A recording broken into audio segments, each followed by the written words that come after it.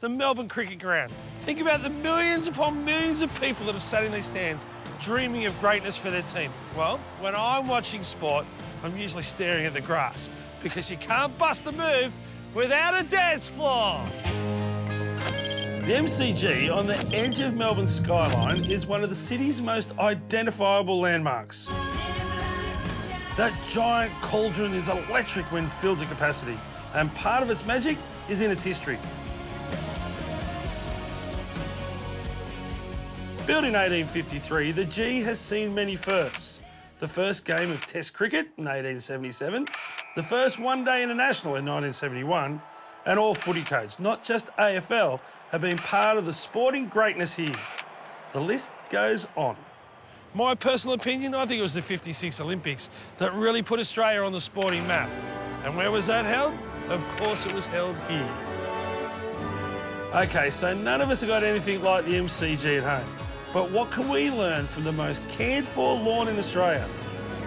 I've come to watch the grass grow with head groundsman Tony Gordon. Does it tug at your heartstrings when you see damage done to your beautiful lawn?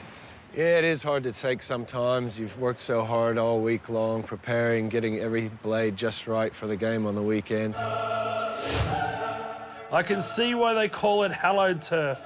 The ground's 2 hectares of ryegrass is often bathed in light to help it grow along. It would mean the world to me if I could just cut a little bit of your grass. I think we can make that happen. Yes!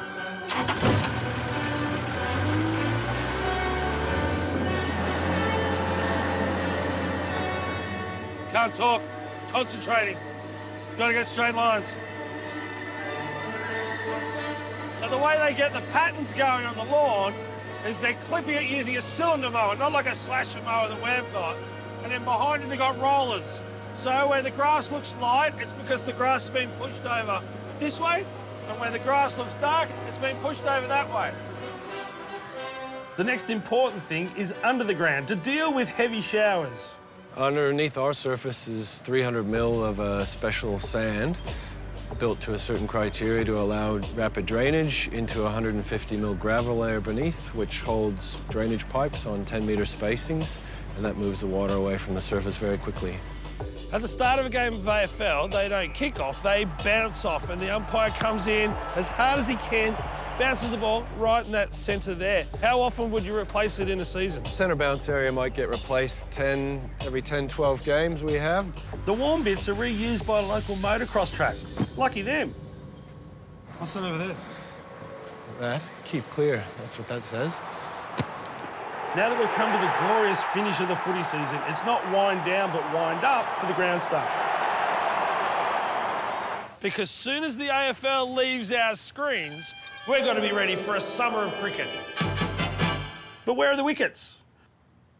Very exciting. We go from winter to summer. The portable pitches of couch grass are grown out the back, and in any season, they can put 10 in at a time. This one here could have been last year's, test match pitch, and it could be this year's one, couldn't it? That's right. How do you pick which is which?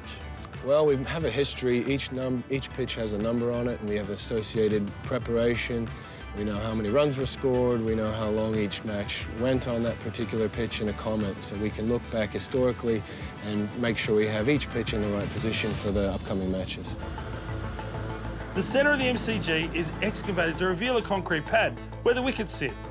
They're picked up by special machinery and driven into the G to be dropped in.